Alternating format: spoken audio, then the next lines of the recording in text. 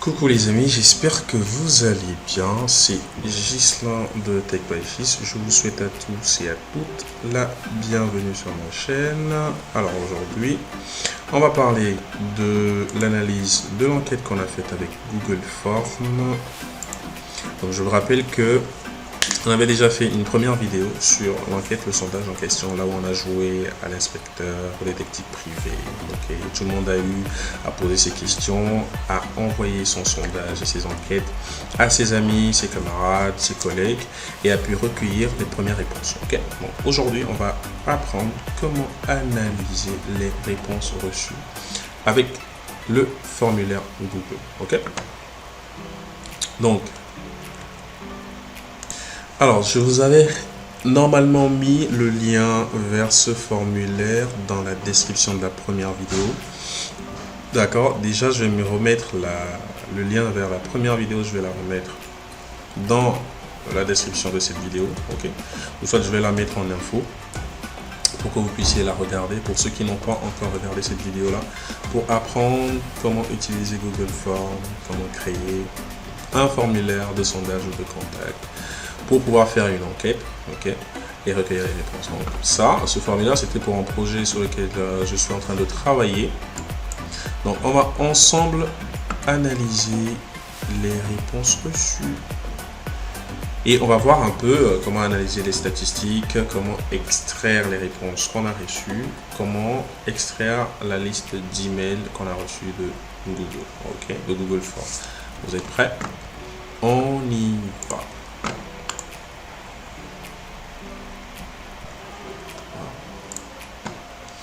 Alors, voyons voir un peu combien de réponses j'ai reçues ici. J'en ai reçu 27.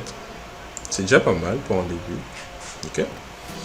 Donc, on va faire un petit rappel déjà sur les questions que j'ai posées et tout. Donc, il s'agit de l'éducation pour tous. Votre avis nous intéresse. C'est un projet sur l'éducation des enfants et une plateforme éducative. Okay. Donc, voilà, il fallait quand même donner son adresse email. Dans quel pays résidez-vous actuellement? Que pensez-vous du système éducatif actuel dans votre pays de résidence? Des questions à choix multiples, questions courtes, des cases à cocher. Voilà, super. On a quand même l'essentiel sur ce formulaire, ok. Donc, on va aller aux réponses. On va analyser un peu les réponses. Donc, je clique sur réponses. D'accord, vous avez vu qu'on a 27 réponses. La première chose à voir ici, c'est qui a répondu. Et on a une liste d'adresses email. On a notre première liste d'adresses email, c'est-à-dire nos prochains clients potentiels. D'accord. Ceux qui s'intéressent à notre projet, c'est eux qu'on voit là. Okay. Les premières personnes qu'on va toucher lorsqu'on va commencer le marketing digital, c'est cette liste d'emails. Okay. On va s'en servir. Donc, on va voir un peu comment extraire tout ça tout à l'heure. Alors déjà, cette question elle a été mal posée. Ça ne devait pas être une réponse courte. Parce que ici, vous avez vu, il y a eu des erreurs. Par rapport au pays de résidence, on avait la Côte d'Ivoire, la France. Vous voyez. Sénégal, le Togo. La plupart sont au Togo. Et le projet, c'est un projet pour le Togo, pour le moment. Donc, vous voyez ici, ce qui est intéressant, c'est qu'on a 51 plus les 3%, ce qui fait à peu près 55% des gens qui ont répondu sont au Togo. On a 7% qui sont en France, 7%, non, 15% qui sont au Sénégal, 30% qui sont au Sénégal et 7% qui sont en Côte d'Ivoire. Ensuite, on va voir un peu que pensez-vous du système éducatif actuel dans votre pays de résidence. On va voir un peu les réponses que les gens ont données. Passable, nul, le système éducatif togolais est assez archaïque, il manque d'innovation par rapport au système éducatif occidental. Donc tout ça vous permet d'analyser les problèmes. Okay. Parce que l'idée derrière un formulaire, derrière un sondage, derrière une enquête, c'est d'identifier les soucis, les difficultés, les problèmes de votre site. D'accord. nos prochains potentiels clients. Donc ici, grâce aux réponses, vous avez vu ici par exemple, vous allez pouvoir noter ceci. D'accord, qu'il y a une comparaison qui est faite entre le système éducatif présent au Togo et le système éducatif présent en Occident. Donc ici, il est très bien, il est très en retard et assez hors sujet, difficile. Elle est assez bonne, même s'il y a des manquements, mais du côté études en ligne, il en reste beaucoup. Donc ça, c'est déjà un avantage parce qu'il y a une personne qui dit du côté études en ligne, il en reste beaucoup. Donc c'est-à-dire que vous pouvez axer votre travail sur le côté éducation en ligne. Donc il y a une réponse vieux jeu. Il est obsolète et soumis à plusieurs challenges, des challenges qu'on doit relever. Ok. Donc il va falloir analyser toutes ces réponses-là. Ici, quels sont les avantages du système éducatif en vigueur dans votre pays? Je pense que cette question aussi a été mal posée. C'est bizarre que... En tout cas. Donc on va voir ici, souhaitez-vous améliorer le système éducatif en vigueur dans votre pays? Il y a 85% qui ont répondu oui. Et 15% qui ont répondu non.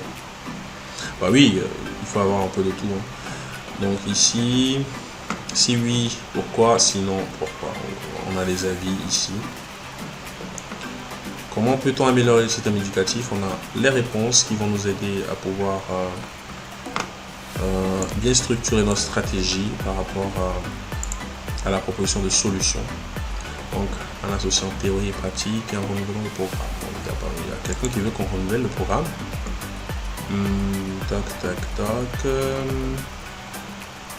Ah voilà, il y a quelqu'un qui parle de l'État ivoirien ici.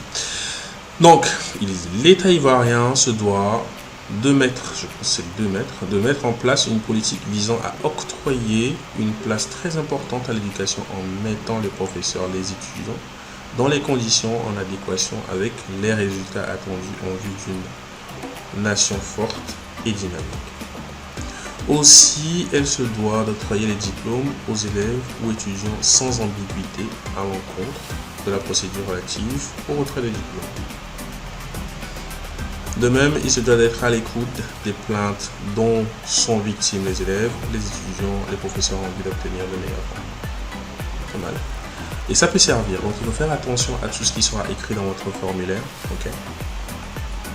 Qu'est-ce que vous souhaitez qu'on puisse ajouter au système éducatif actuel? Voilà. Donc, voilà. Ce qui est intéressant avec les cases à cocher, c'est ça. Quel est votre mode d'apprentissage préféré? Vous avez vu qu'on a mis apprendre en lisant, apprendre par l'image, apprendre par des vidéos. Et ici, on a toujours les pourcentages des statistiques par rapport au nombre de réponses. Okay. Et celui qui l'emporte. Donc ici, on voit qu'il y a toujours des gens qui aiment apprendre en lisant. D'accord, c'est toujours à la mode. Ça fait chaud au cœur de le savoir. Apprendre par des vidéos qui remportent la deuxième place ici, avec 51% de vote. Donc, je pense qu'après apprendre en lisant, les gens aiment beaucoup apprendre en regardant des vidéos. Donc, ce qui peut être intéressant dans votre démarche de proposition de solutions, c'est par rapport à ces choses-là aussi.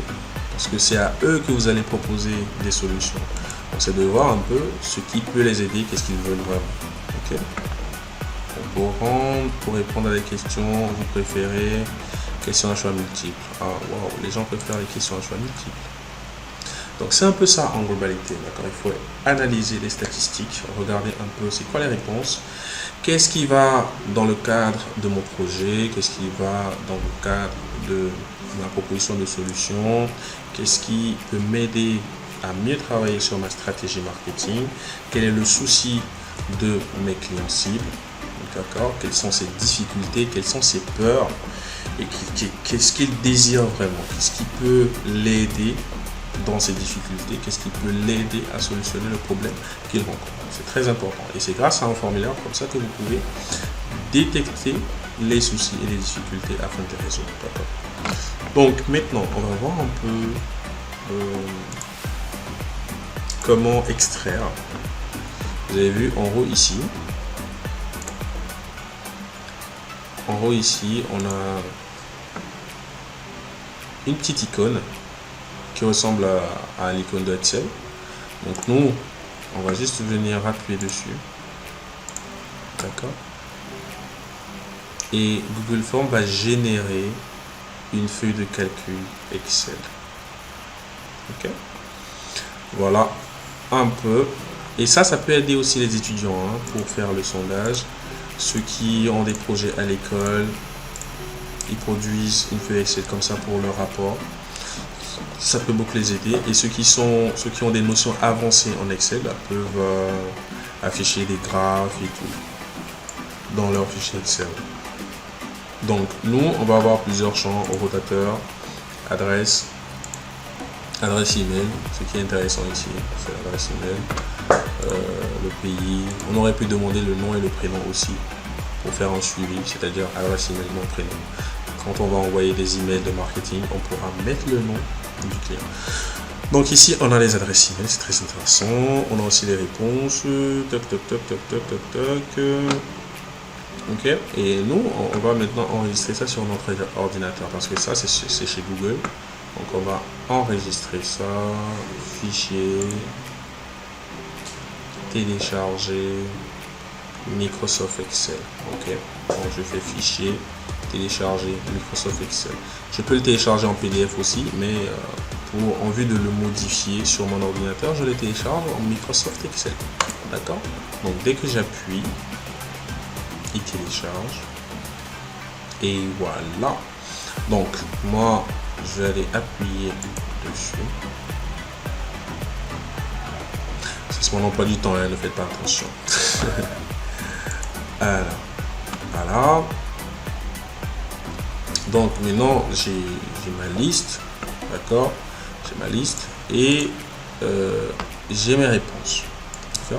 C'est ce qui est intéressant avec une enquête, un sondage. Comment est-ce qu'on peut recueillir toutes les réponses qu'on peut avoir et on peut construire notre première liste d'emails, parce que le plus important après, c'est de pouvoir dire à ces gens, d'accord, ceux qui ont répondu à votre formulaire, c'est pouvoir leur dire qu'aujourd'hui on a une solution qui résout votre souci, qui résout vos difficultés. Okay? Et à ces gens-là, la manière la plus facile de leur dire, c'est de leur envoyer un mail. Parce qu'aujourd'hui, la plupart des gens ont un mail. Okay? Donc, voilà pour aujourd'hui.